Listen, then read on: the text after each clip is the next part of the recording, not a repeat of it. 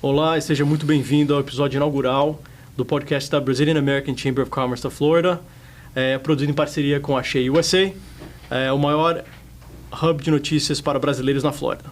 Eu sou o Marson Cunha, presidente da Câmara em 2025, e estou aqui acompanhado do embaixador André Odebrecht Carvalho, cônsul-geral do Brasil em Miami e presidente honorário da Câmara. Muito obrigado, é um prazer e é excelente ter o privilégio de inaugurar o podcast contigo. Obrigado, Márcio. É um prazer estar aqui com você e com todo o público. Maravilha. Hoje falaremos sobre suporte consular, cultura, negócios e diversos outros assuntos. Embaixador, para abrir, vamos falar sobre melhorias. Vamos começar com coisas boas. Modernização de serviços consulares. De modo geral, o senhor consegue compartilhar um pouco conosco, com a comunidade, algumas das principais melhorias implementadas no consulado nos últimos anos para melhor atender os brasileiros que vivem aqui na Flórida?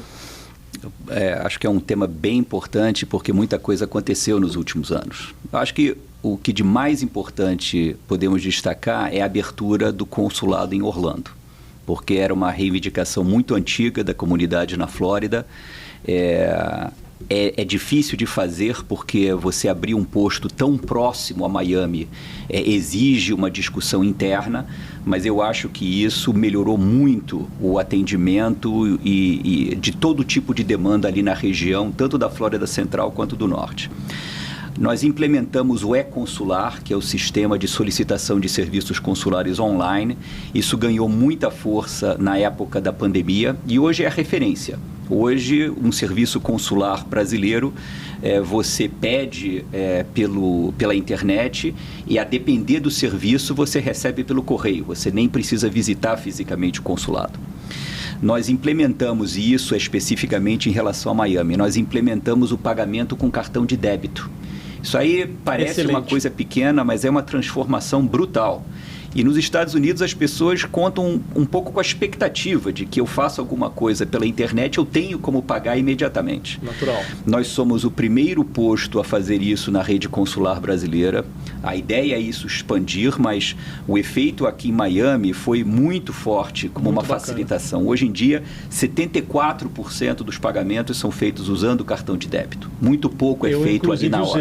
Recentemente usei o sistema consular. Isso. Foi sensacional, um atendimento rápido, prático, funcionou muito bem para mim, resolvendo tudo no mesmo dia. É isso. Assim, como praxe, quando não é um serviço mais complexo, a gente consegue esse tipo de rapidez. Nós retomamos, depois da pandemia, os consulados itinerantes. E eu acho que isso aí foi algo de muito impacto. Nós conseguimos fazer 10 itinerantes no ano passado. Fort Myers, Margate, Deerfield Beach, Coconut Creek, Pompano Beach. Esse atendimento pelo consulado itinerante eu acho muito importante. Nós aperfeiçoamos os processos internos do consulado. E isso ajudou a reduzir muito o backlog. Hoje em dia, a pessoa faz um upload de documentação. Se a documentação precisa ser checada e validada, a gente faz isso em 2 dias e conseguimos agendar a visita ao consulado entre 2 e 12 dias, a depender se digamos, um registro de nascimento ou um passaporte. Agora, no máximo, você em 14 dias consegue ser atendido, o que, em comparação com outros casos, é um prazo bem curto para um serviço consular. Eu acho que a gente conseguiu melhorar muito a comunicação social do consulado. Sim. Nós estamos dando mais informação sobre o que a gente faz. Nós estamos notando que a comunidade reagiu muito positivamente a isso. As avaliações do consulado melhoraram muito. E até coisas pequenas, como criar um espaço infantil para quem chega para um serviço consular e precisa de alguma coisa para agarrar a atenção das crianças, a gente olhou para esse tipo de questão também. Então, eu acho que o pacote de novidades foi um pacote muito bom. Não, e faz muita diferença, né? Eu estou tentando há um bom tempo resolver um outro assunto num outro consulado, não consigo. No consulado brasileiro, eu tive que renovar passaporte. No mesmo dia eu consegui agendar, não para o mesmo dia, mas no mesmo dia eu entrei no site, agendei, está tudo organizado, coloquei os documentos, eu tive resposta positiva, abri a agenda, já marquei, em uma semana está tudo resolvido. Cheguei lá e falei, vai demorar um pouquinho o passaporte sair. Tá bom, quanto tempo? não passa de 40 minutos. Eu falo, então, se todo mal fosse, estava bom, né? Eu comentei lá na Câmara, você se lembra que eu tinha a convicção do nosso sucesso quando eu vi uma reclamação de alguém dizendo que era um absurdo ter que esperar 30 minutos para ter um passaporte. Então eu falei, tá tudo dando certo, gente. As reclamações são boas reclamações. Não, sem dúvida. Agora, recentemente também o senhor colocou, acho que no Instagram do consulado, algo específico sobre o TSE, o título eleitor. Isso é uma questão importante, porque no ano que vem nós vamos ter as eleições presidenciais. E para votar na eleição presidencial, o eleitor no exterior precisa ter a sua situação eleitoral regularizada. E isso não ocorre por conta da pessoa não comparecer ou justificar em 3 momentos sucessivos, e cada turno vale como um momento. Então, quem não fez isso no segundo turno de 2018, nos 2 turnos de 2022, cai nessa situação de irregularidade. Nós temos em Miami 3.736 eleitores nessa situação. A lista com os nomes está disponível no site do consulado. Mas é fácil de regularizar, né? A pessoa busca um dos serviços do TSE que estão disponíveis por telefone, por WhatsApp, ou pela própria internet. O site do TSE oferece essa regularização. E o prazo até 19 de maio. Até 19 de maio você evita o cancelamento do seu título. Depois de 19 de maio a pessoa consegue regularizar, mas só via internet e pagando uma multa que eventualmente pode ser necessária por quitação. Tá? Então, aproveitar o prazo e resolver isso por enquanto, que é bem fácil. Então, já fica o lembrete, quem tiver precisando regularizar a situação, agora é a hora e acaba sendo muito mais fácil. Isso, o momento é esse. Agora, embaixador, o problema, né, positivo de ter um sistema eficiente, também agora fazer a gestão de uma demanda maior. Como tem sido essa demanda? Como tem sido esse movimento no consulado? Porque acaba sendo um pouco de vítima do seu próprio sucesso, né? Existe isso, né? O lugar onde você consegue resolver rapidamente acaba concentrando demanda, mas além disso, o crescimento da comunidade é um fator, né? Nós temos uma comunidade na Flórida que é a maior nos Estados Unidos e muita gente chegando. Nós temos os efeitos do aumento de controle migratório pelos Estados Unidos. Isso cria situações em que a pessoa, imaginando que ela tenha que voltar ao Brasil, ela prepara, que é exatamente o que ela deve fazer, ela prepara a sua documentação. Ela faz registros, ela busca passaportes, então isso também aumenta a demanda. E, finalmente, a isso se somou um elemento também recente, que é a retomada da exigência de vistos. Então, explodiu a demanda de vistos para viajar ao Brasil. E esses 3 fatores geraram um aumento de demanda por serviços consulares muito expressivo. Eu cheguei e iniciei a gestão em 22. Em abril de 22, a gente forneceu 58 certidões de nascimento. Esse mês de abril de 25, 139. Nossa. Então, 140% de aumento de certidões, 60% de aumento em passaportes. Visto a gente não oferecia naquele momento. Não tinha porquê. Pois é, vistos eletrônicos, só os eletrônicos, mais de 3.000 vistos foram concedidos em abril. Né? Então, dá para dizer que a parte de visto hoje é predominante? Imagino que não ainda, em termos de numéricos, qual é o serviço mais demandado? Isso. É visto. Agora, em termos do tempo de trabalho que é exigido e que, nesse sentido, gera uma carga para o consulado, é passaporte. Porque passaporte você tem um trabalho de checagem de informação expressivo. E, além disso, a feitura do passaporte é algo que exige muito cuidado, porque aqueles materiais são materiais sensíveis. Se você erra, você está danificando alguma coisa que tem valor. Então, eu diria que em termos de tempo de trabalho é passaporte. Agora, é isso. No total de serviços consulares, nós tínhamos em abril de 22, 1.732. E nós tivemos em abril de 2025, 4.978 serviços consulares prestados em Miami. 187% de aumento. Agora, a cobertura do consulado em Orlando, isso ajudou a dar uma desafogada, ajudou obviamente, a aumentar a região de cobertura, né, com maior facilidade? Ou não tanto? Eu acho que ajudou muito a comunidade brasileira na Flórida Central. Porque o deslocamento até Miami, ele não é grande comparado ao deslocamento que a pessoa de Wisconsin tem que fazer até Chicago para o consulado. Mas é uma comunidade grande. É um deslocamento que atrapalha um dia de serviço, né? Exige, às vezes, pernoite. Então, eu acho que o efeito Orlando para a comunidade foi muito bom. Em termos de como afetou Miami, para quem tinha a expectativa de que existe uma demanda fixa, que agora vai ser dividida entre Orlando e Miami, não foi assim. A lógica não é essa. A lógica não é essa. A demanda cresceu, tanto por esses fatores que eu comentei, como também pelo fato de que a mera abertura de uma unidade consular geograficamente próxima aumenta a demanda.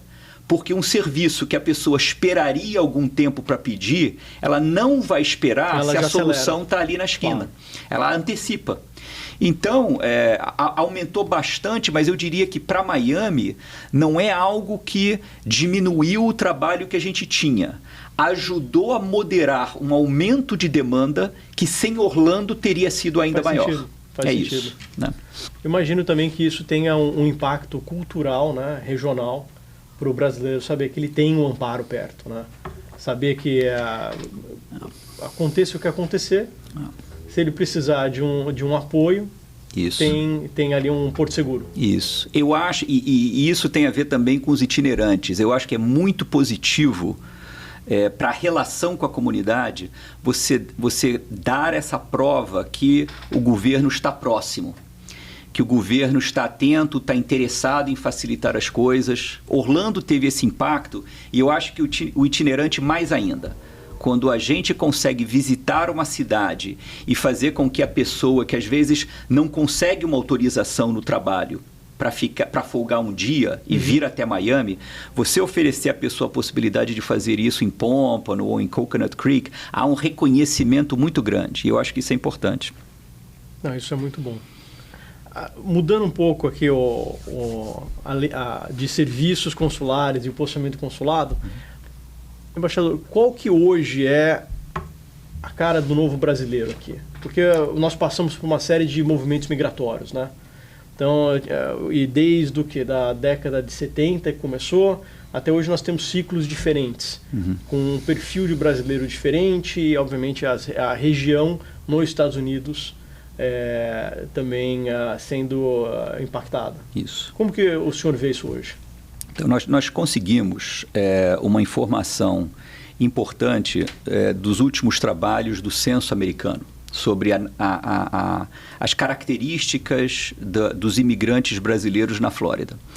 E foi bem interessante porque comprovou uma coisa que para nós era intuitivo, a partir dos contatos que nós tínhamos com as pessoas. Claro. Que é o fato de que a comunidade na Flórida ela é uma comunidade muito diversa.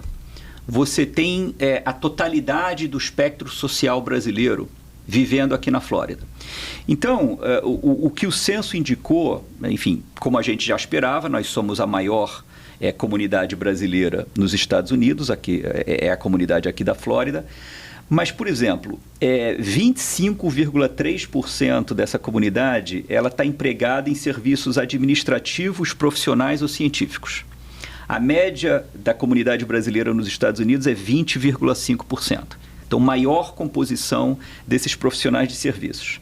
Profissionais autônomos, o sujeito que é dono do seu próprio negócio. 18,7% na Flórida, 16,8% nos Estados Unidos como um todo. né?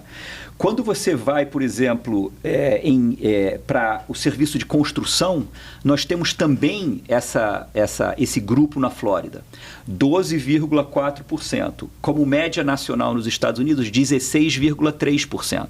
Então, é outro tipo de ocupação profissional. É uma ocupação profissional em que você tem, comparativamente, maior presença desses empregos mais exigentes de formação prévia. Uhum. Quando você vai para nível educacional, algo semelhante se revela. 49,3% dos brasileiros na Flórida têm bacharelado. Na média americana, é 44,9%. É uma comunidade mais empregada. O desemprego aqui é 4,1% contra 6% da média da comunidade brasileira nos Estados Unidos. Maior percentual de proprietários de imóveis, 46,9% contra uma média de 40,7%. Né? 41% da comunidade brasileira na Flórida tem cidadania dos Estados Unidos. A média, 36%. Domínio comparativamente bom de inglês, entendeu? Apenas 40,5% dos brasileiros na Flórida declara insuficiência de inglês, contra 42% na média nos Estados Unidos. Então, você soma esses fatores, dá a impressão que é uma comunidade brasileira mais diversa, comparativamente menos vulnerável do ponto de vista laboral, de emprego e social, e mais inserida num certo mainstream americano, no que diz respeito, por exemplo, ao domínio da língua, ou a ter se enraizado como proprietário de um imóvel local. Né? Essas são as características qualitativas da sociedade, da comunidade brasileira estabelecida aqui. E é uma comunidade que está recebendo muito de migração interna. Eles apresentaram dados sobre qual foi o momento de chegada no estado onde atualmente vive. Uma parcela comparativamente grande dos brasileiros da Flórida chegou recentemente na Flórida, né, vindo de um outro estado americano. E tudo isso é relevante, tudo isso também tem impacto nos trabalhos consulares. Não, eu imagino. O engraçado, o que o senhor falou, que 49,3% tem formação superior aqui na Flórida, dos brasileiros, acho que isso, inclusive, está superior aos números americanos. Se eu pegar o governo americano pelo Fred, e o senhor conhece bem isso, ele acompanha justamente formação superior. Acompanha isso por estado, por cidade, por macro-região. Especificamente para o sul da Flórida, eu acho que não chega em 45%. Então, é interessante ver que o brasileiro, percentualmente, ele está mais bem preparado, né? Ele vem mais bem formado do que o próprio americano. Alguns dados sobre comunidade imigrante brasileira nos Estados Unidos já há algum tempo apontavam para uma renda média que era superior à renda média americana. Então, isso. Agora, isso vale para a comunidade brasileira nos Estados Unidos como um todo. Mas eu acho que esse resultado do censo deixa claro que a comunidade brasileira na Flórida também tem características próprias. Né? E justamente pensando na comunidade brasileira, o senhor tem um programa que é Adote uma Escola, que tem por objetivo manter o português vivo para a comunidade, difundir a cultura brasileira, que ao mesmo tempo é um desafio e uma oportunidade, né? Isso. O senhor pode contar um pouco do programa e exatamente o que vocês estão vendo em termos de demografia, em termos de demanda e, obviamente, como que a gente faz para levar isso ainda mais adiante? Perfeito. Olha, nós escolhemos o português como uma tarefa prioritária na área cultural do consulado, porque essa comunidade grande e crescente, ela tem no português, na língua, um elo fundamental, familiar, cultural e nacional. Porque se você não fala português, não só surgem aquelas situações do neto que não consegue se comunicar com os avós, mas você facilita uma perda de contato com o Brasil, né, pela ausência do português, que é fundamental evitar. Dominar português é manter um elo com o Brasil. Na ausência desse elo, a pessoa se socializa nos Estados Unidos, perdendo a conexão com o Brasil. E isso eu acho que é de interesse da pessoa, é de interesse da sua família, mas é do interesse nacional brasileiro evitar isso. Claro. Né? É fundamental para o futuro do Brasil que a conexão do Brasil com a sua comunidade expatriada se mantenha uma conexão forte. E isso passa muito pela língua. Então, nós estamos trabalhando muito com as escolas do sul da Flórida, que têm programas de português, mas a gente notou que várias dessas iniciativas eram iniciativas que dependeram muito da garra pessoal das pessoas envolvidas. É uma professora que tomou para si a responsabilidade de criar um currículo e implementar isso em sua escola e convencer a escola a ter um curso de português, apontar para o grande número de brasileiros e perguntar por que esses brasileiros não têm a oportunidade de estudar em sua língua como têm os alunos de fala espanhola. Claro. Né? Nós identificamos esses programas e buscamos formas de apoiar esses programas. E uma dessas formas é você aproveitar a força da comunidade empresarial brasileira. Né? Várias empresas brasileiras ou vinculadas ao Brasil existem aqui, dispostas a ajudar esses programas. Então, o Banco do Brasil Américas oferece anualmente uma verba de $35 mil em apoio a esses programas. A Azul também ofereceu 5 passagens aéreas que dentro de um raffle, né, consegue gerar receita para a escola.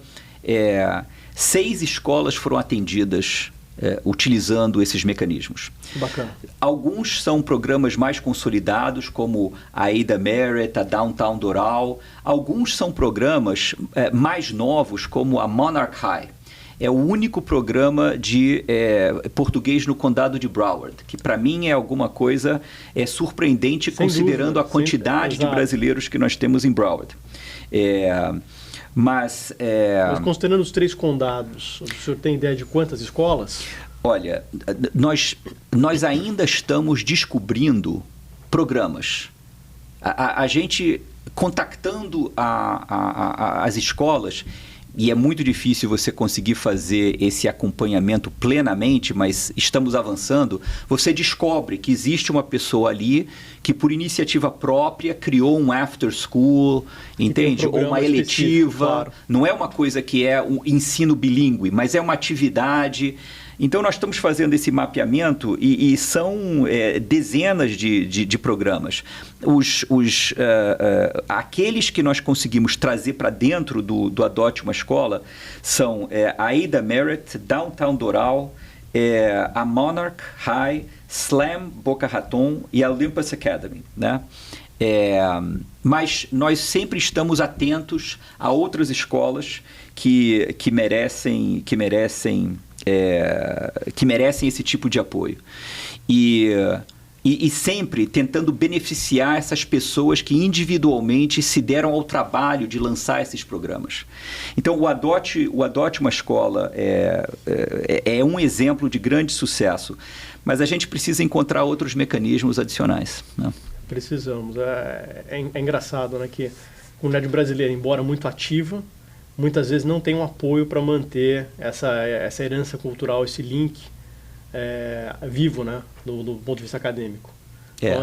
Tem diversos programas para a língua latina, isso, mas para o português não. Isso. Mas, digamos, uma coisa que eu acho importante é você utilizar a própria força dos alunos e dos pais dos alunos em cada escola.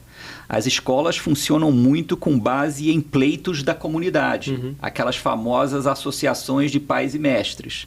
Então, nós estamos trabalhando para criar essas unidades de apoio e de reivindicação. A PIPA, né, é uma associação de pais criada lá na Ada Merit, que teve grande impacto no fortalecimento desse programa de português na Ada Merit. Nós usamos esse modelo e o consulado ajudou a criar uma Pipa Broward, para começar a gerar esse tipo de movimento nas escolas desse condado, onde você tem um grande grupo de alunos brasileiros, começar a criar um diálogo com a administração da escola para gerar esses programas, no formato em que for, com flexibilidade para cada caso.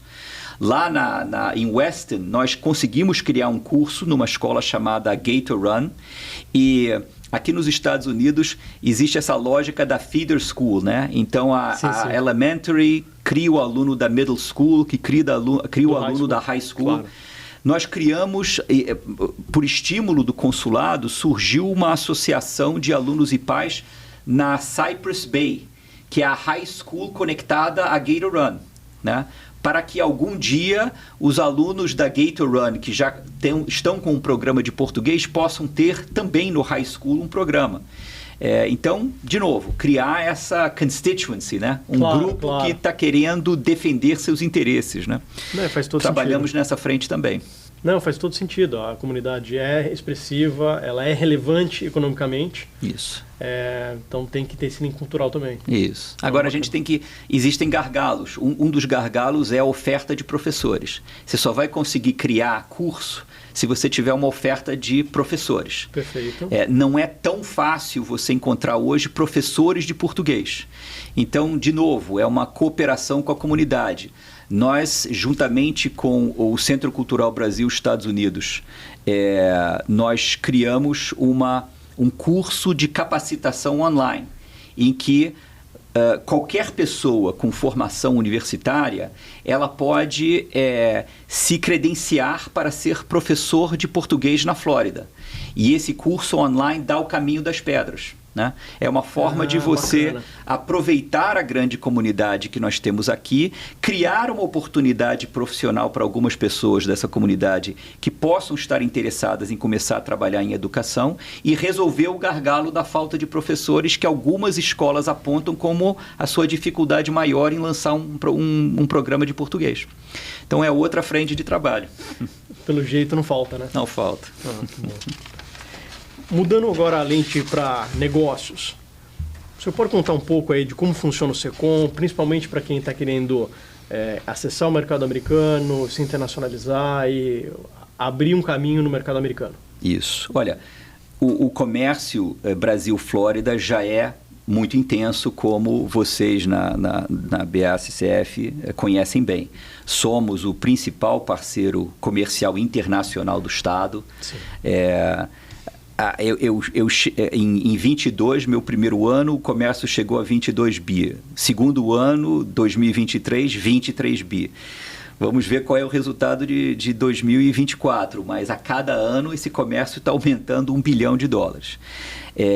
As demandas que chegam ao SECOM são tipicamente demandas de exportadores e investidores querendo conhecer o mercado da Flórida, o mercado dos Estados Unidos, especificamente o mercado da Flórida. Então, informações sobre tarifas, informações sobre barreiras não tarifárias, informações sobre estrutura de regulamentação, pedidos de conhecimento de informação sobre potenciais distribuidores, potenciais compradores.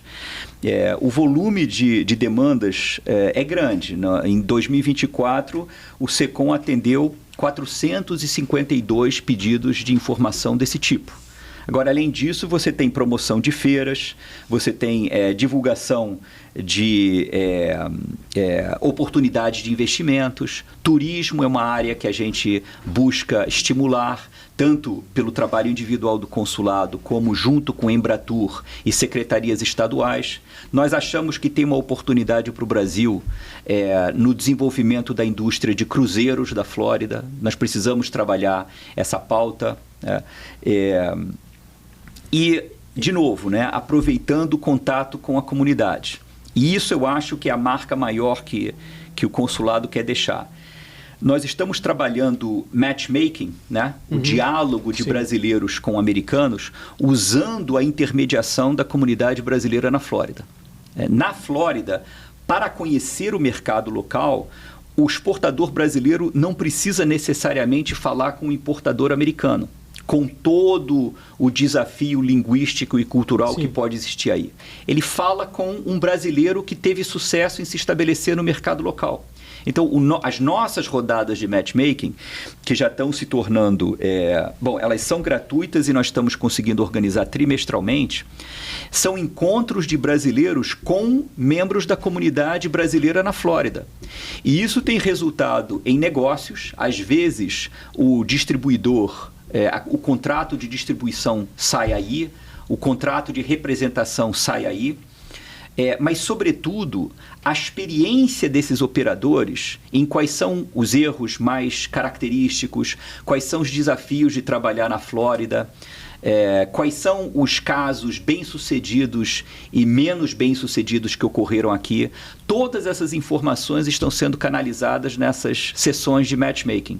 E eu acho que é muito proveitoso para os brasileiros. O feedback que a gente vem recebendo é o melhor possível, porque só de descobrir que ele vai conseguir falar com alguém com conhecimento direto e fazer isso em português, isso já abre uma porta tremenda. E ainda apoiado pelo consulado, que referenda justamente a iniciativa. Endossa, então, garante que está falando com uma pessoa séria, enfim. Sim, porque tem todo um trabalho também de diligência, saber quem que é a contraparte, né? Exatamente. E a hora que eu chego no mercado novo, eu falo, bom, como é que eu estabeleço isso? Exatamente. Com quem que eu estabeleço isso? Exatamente. Então, isso, sem dúvida, é excelente. Com relação aos setores, tem algum foco específico? Tem uma demanda maior, às vezes, por um setor de tecnologia, de finanças, de varejo? Isso. O que o senhor está vendo? É diversificado, mas tem uma presença muito forte do setor de alimentos e bebidas. Em relação àquelas demandas diretas de informação comercial que eu comentei há pouco, 40% é relacionado a alimentos e bebidas. Nós estamos trabalhando para explorar outros setores que são hoje de peso comparativamente menor na corrente de comércio, inclusive o setor de alta tecnologia. Mas isso exige um certo trabalho que aí é compartilhado entre o setor comercial e o setor de ciência e tecnologia.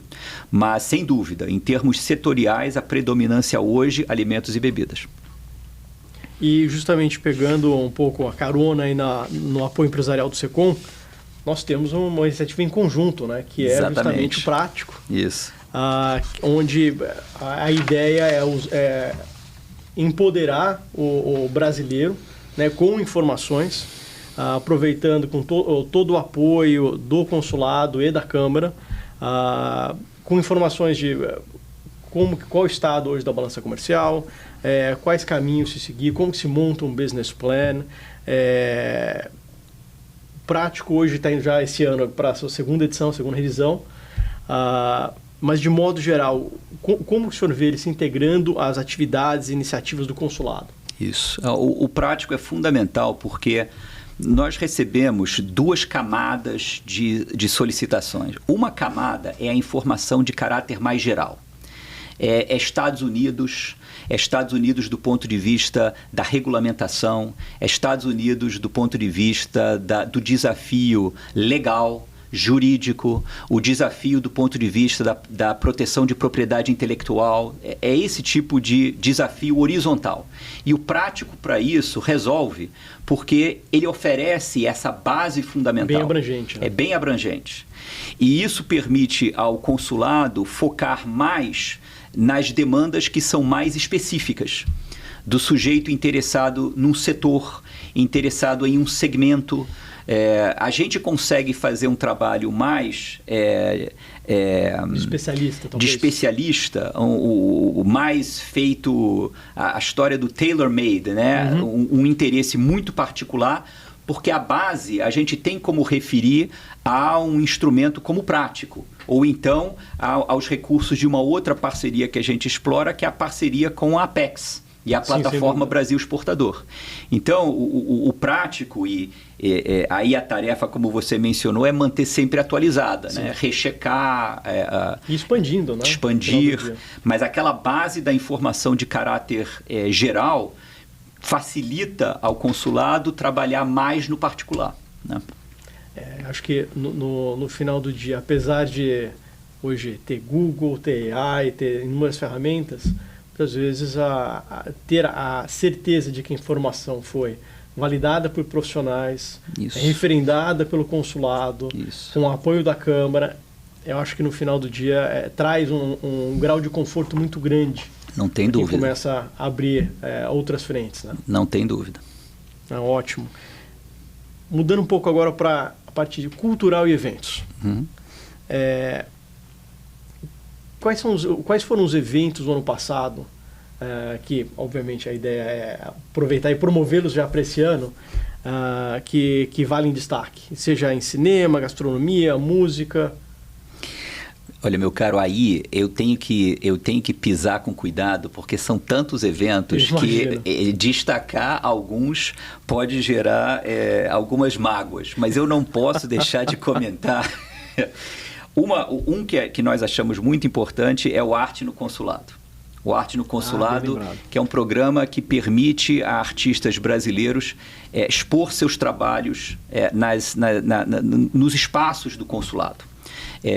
Então, as salas de reunião do consulado recebem esses trabalhos, a sala de atendimento para vistos ou para os serviços notariais recebem esses trabalhos.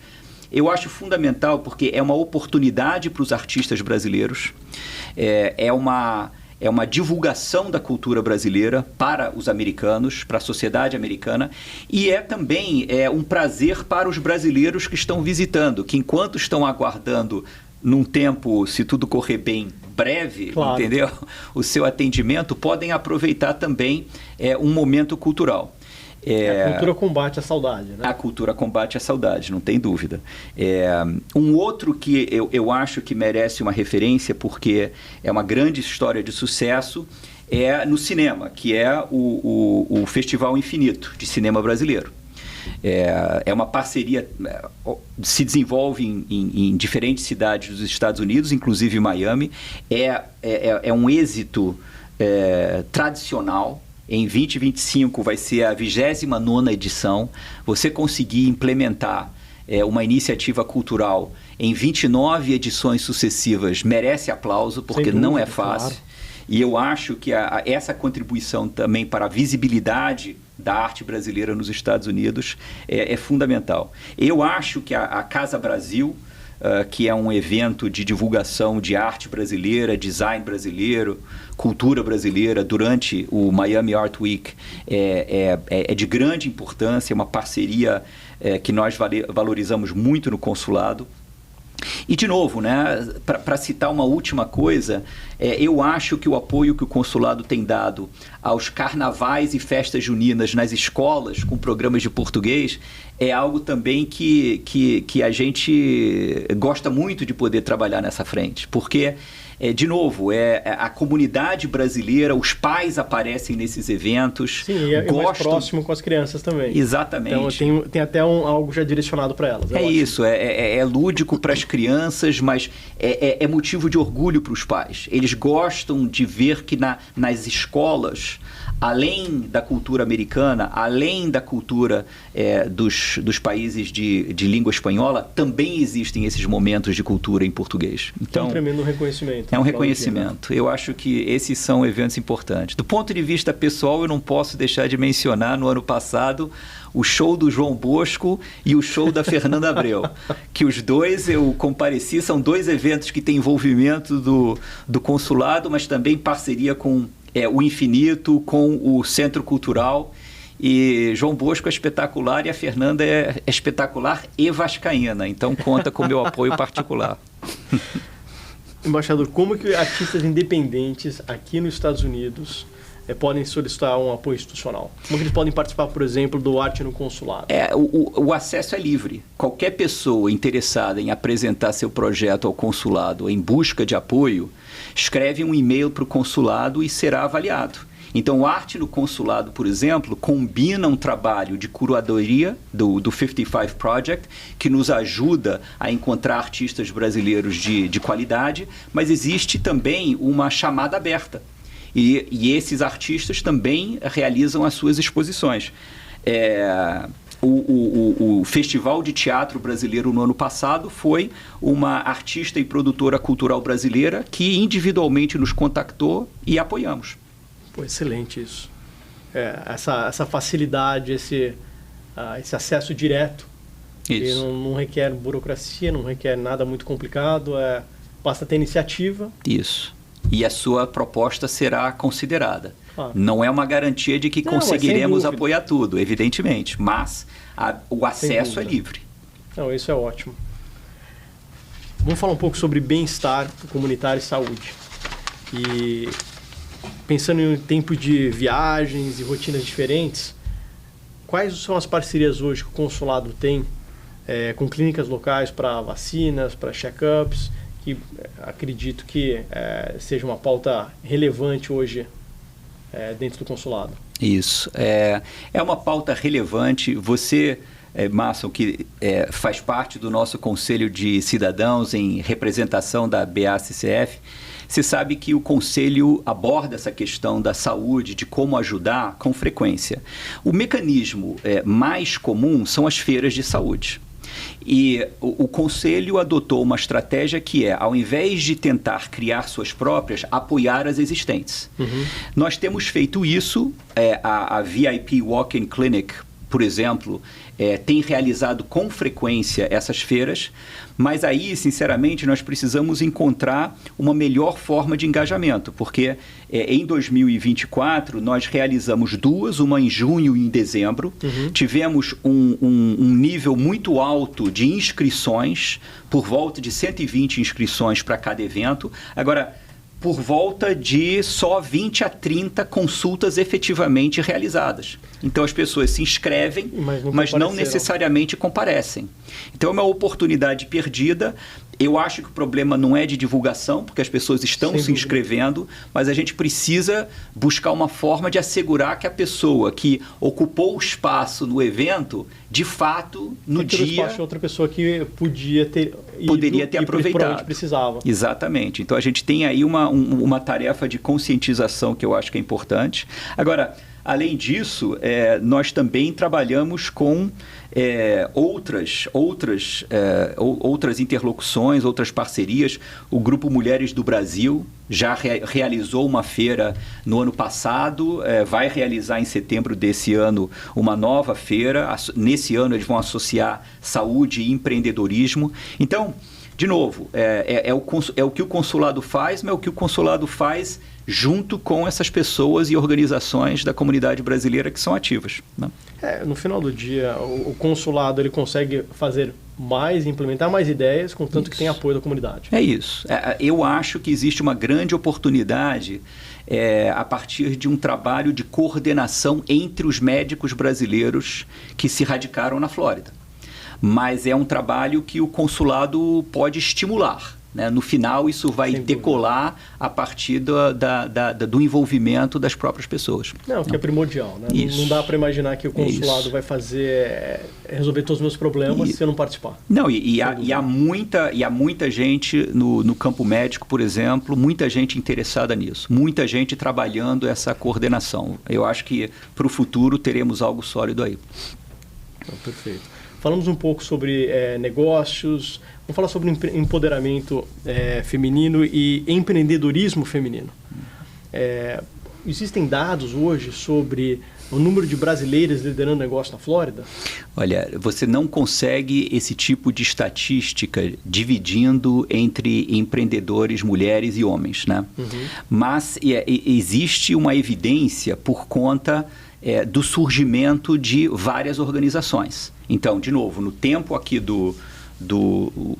da minha gestão, o Grupo Mulheres do Brasil, que é uma grande organização brasileira e que começou a se expandir internacionalmente, criou um capítulo sul da Flórida muito dinâmico, né?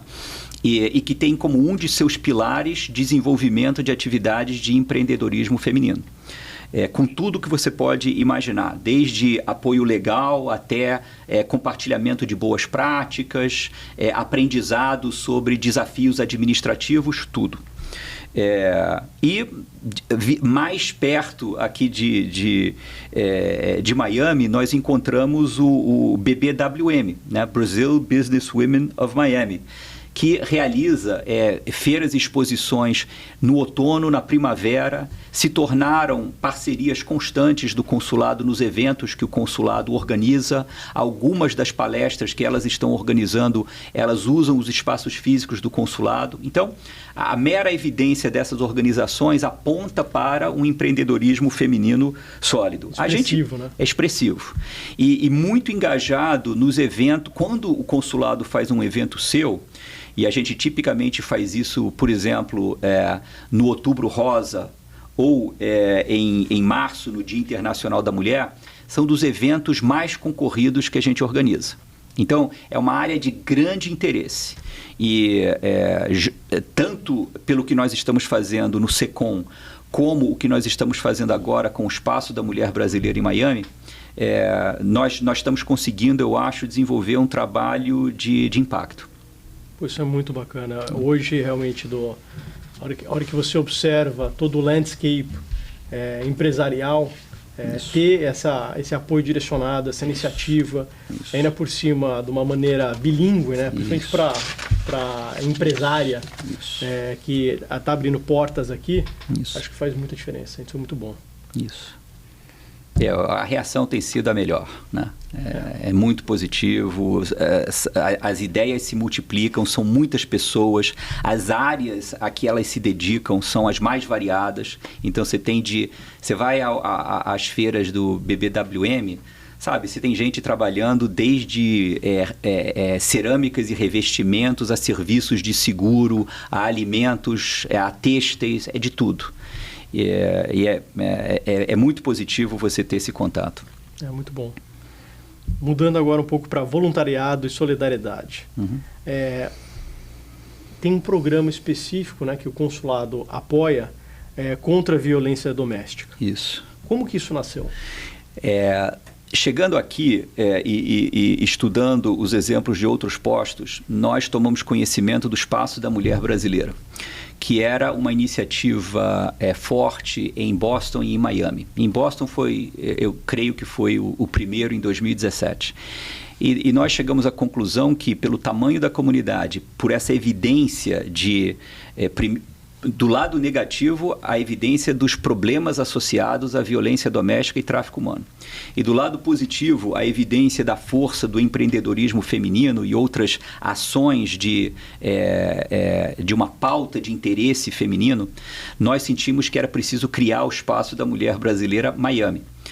Falamos com Brasília. No momento em que foram aprovadas emendas parlamentares garantindo recursos adicionais para essas unidades, nós pudemos criar no ano passado o Espaço da Mulher Brasileira Miami. Então nós temos 2 profissionais dedicadas a essa pauta. É como se você tivesse um reforço da tua equipe de assistência especificamente dedicada às tarefas de apoio a mulheres em situação de vulnerabilidade. Que já é um atendimento mais bem preparado, porque todo consulado dá apoio para esse tipo de situação, mas é algo mais específico e muito mais bem preparado, né? Isso. Na verdade, antes de criar o Espaço da Mulher Brasileira, nós já tínhamos um trabalho de assistência para vítimas de violência doméstica, que era um trabalho muito expressivo. Nós já tínhamos uma assessoria legal que dava informações sobre aspectos de direito relacionados, por exemplo, ao problema de uma mãe que precisa entender como lidar com o seu filho.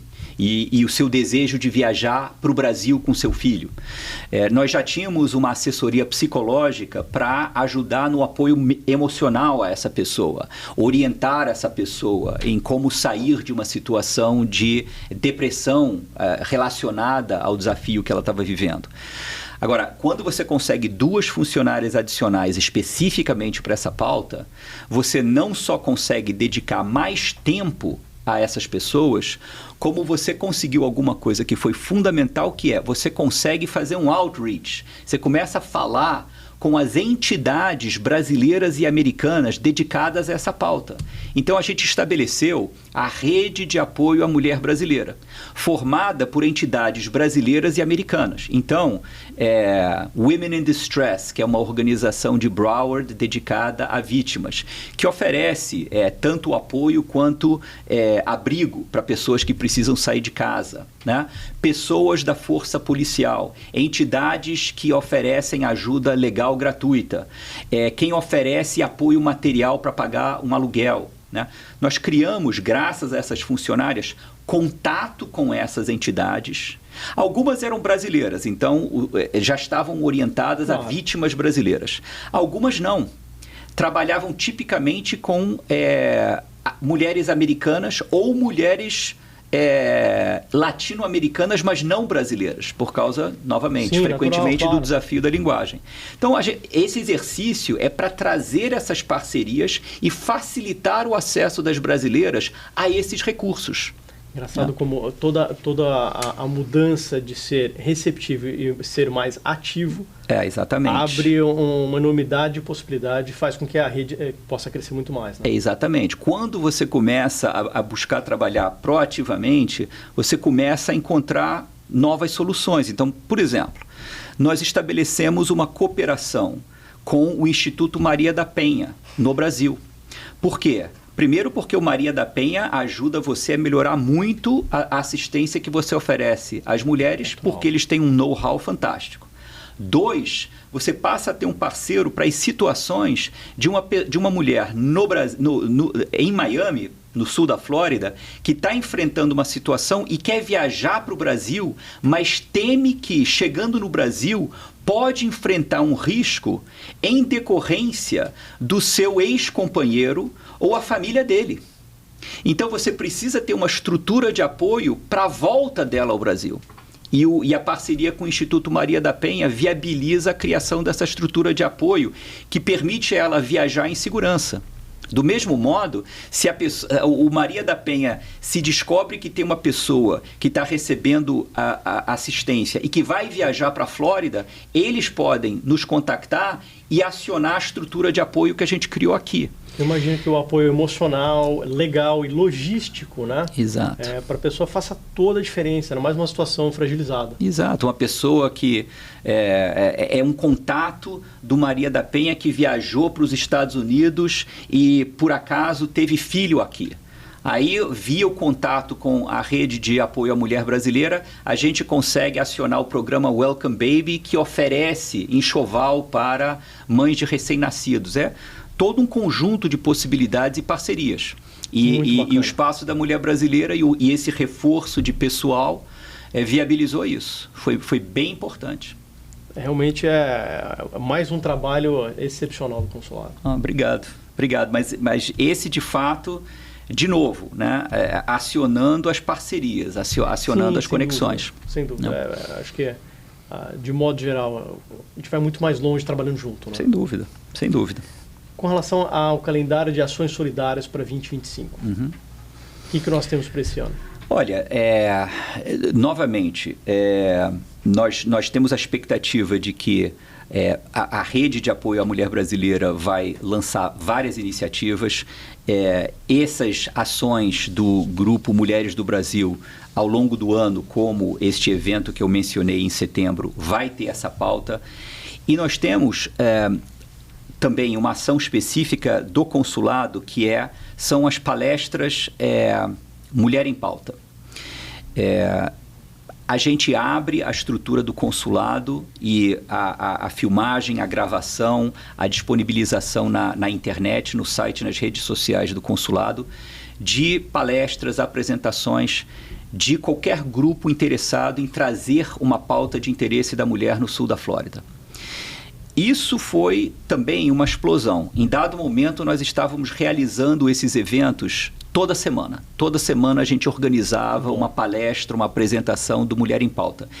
E cobre tudo que você pode imaginar. Você tem empreendedorismo, você tem como incorporar uma nova tecnologia no seu negócio, a força de comunicação, o desafio pessoal de uma mulher imigrante que chega no sul da Flórida. Abordamos de novo quais são as proteções legais com que você conta e que independem da sua regularidade ou irregularidade migratória. Então, é uma pauta muito diversificada. Então, essa agenda de voluntariado e solidariedade, isso vai continuar muito forte. Fiquem atentos e atentas a tudo que a gente apresenta no Mulher em Pauta, porque é das coisas mais fortes e recorrentes da nossa atuação. Bacana. E isso dá para acompanhar também pelo Instagram? Sim. Bacana. Tudo, em Facebook e Instagram. Bem bacana. Fala um pouquinho sobre a preparação para furacões e emergências. Certo. Então, assim, para quem já está aqui há um certo tempo, algumas coisas acabam ficando normais, né? A gente se acostuma. O ser humano ele é resiliente, ele se adapta e se acostuma às coisas com uma tremenda facilidade. Isso. Mas, para quem ainda não está nesse ponto, né? Qualquer tempestade, qualquer ameaça de furacão já é motivo para preocupação. Lembro que quando eu cheguei aqui, meu primeiro furacão, eu fui parar em Tallahassee. Não que tivesse adiantado muito, foi uma viagem de 2 dias, então foi uma experiência. Mas de modo geral, para que as pessoas não tenham que temer e ficarem sem informação, sem amparo, para terem um norte. Isso. Quais orientações o consulado oferece antes, durante e depois? Como que o consulado atua nessa frente? Bom, o primeiro ponto para quem está vivendo aqui, prepare-se porque vai surgir alguma coisa relacionada a furacões na sua vida, né? Desde que eu cheguei aqui, todo ano algum furacão tocou solo na Flórida, né? Por conta disso, existe muita informação disponível, os condados oferecem muita informação online, atualizada. Nós fizemos o nosso manual de furacões do consulado, que está disponível no site do consulado, que traz em português o principal dessas informações. Isso oferece contatos emergenciais, uma ideia de como proceder. Agora, sintetizando o antes, durante e depois, eu diria o seguinte: antes é preciso se preparar em termos de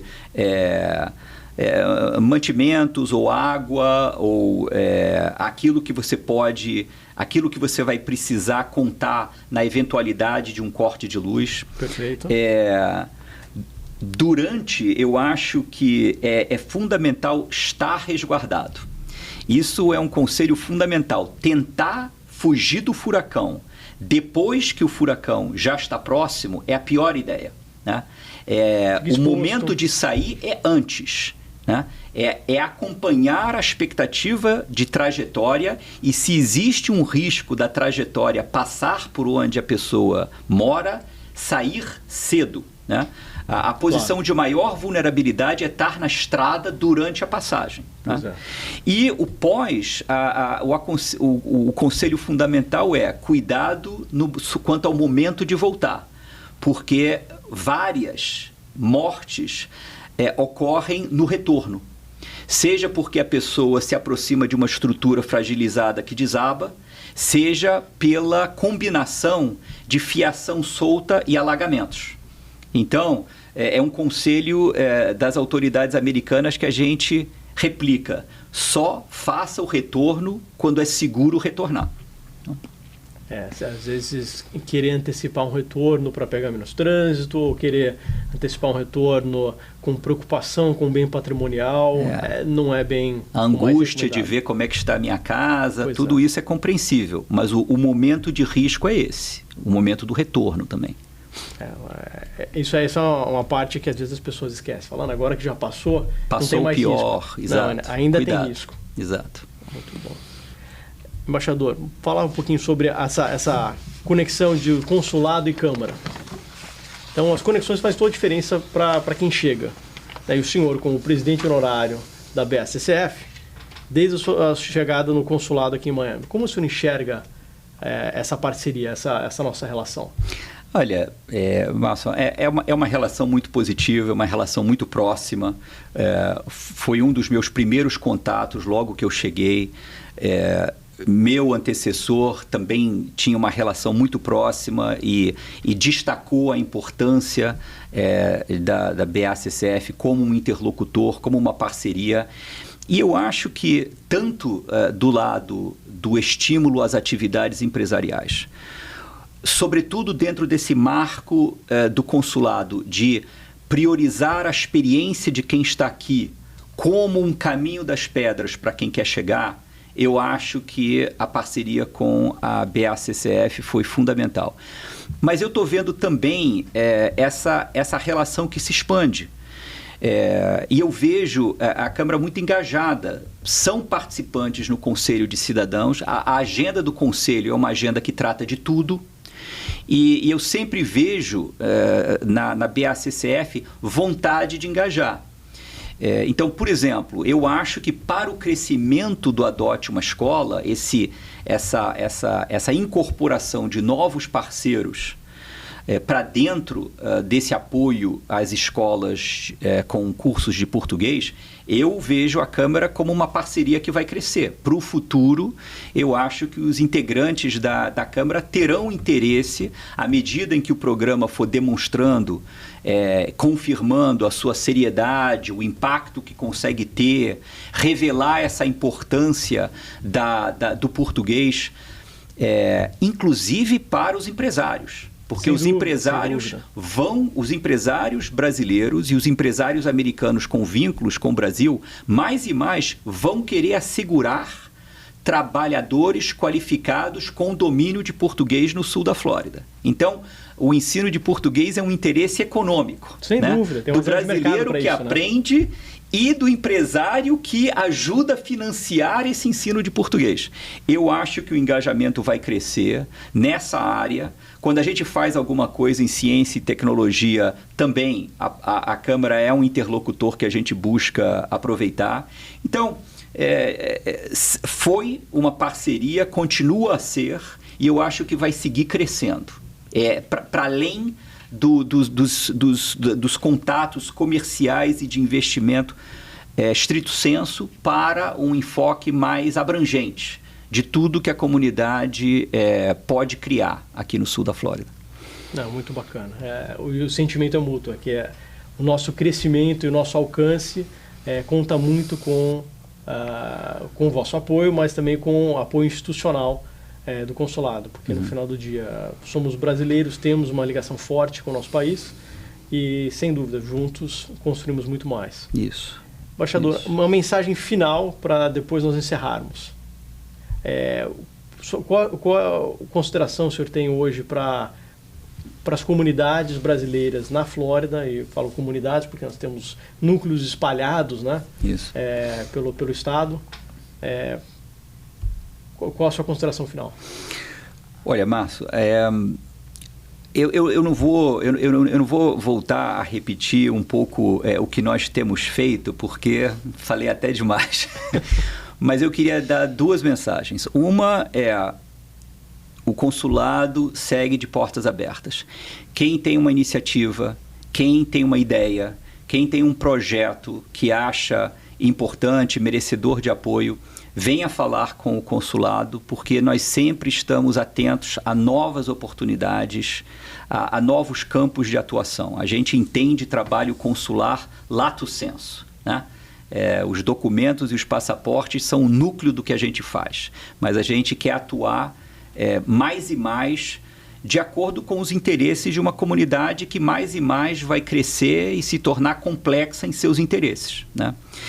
E a outra mensagem é uma mensagem de agradecimento mesmo, porque eu já estou aqui há 3 anos, eu já estou mais perto do final do que do início da minha gestão, e a comunidade me apoiou e apoiou todos os diplomatas, todos os servidores, todos os contratados locais do consulado em Miami desde o primeiro dia da minha chegada. Então, agradeço essa boa vontade, eu agradeço a garra, a vontade de trabalhar, o respeito que a comunidade sempre demonstrou pelo consulado, e nada do que a gente imagina fazer, a gente consegue fazer sem essa participação da comunidade. E a comunidade nunca nos negou apoio. Então, muito obrigado. Sempre um prazer, embaixador. Muito obrigado por participar do podcast inaugural e compartilhar tanta informação conosco. E você que ficou até o fim, muito obrigado por nos acompanhar nessa nossa jornada. Acompanhe a Câmara nas mídias sociais e até em breve. Até breve.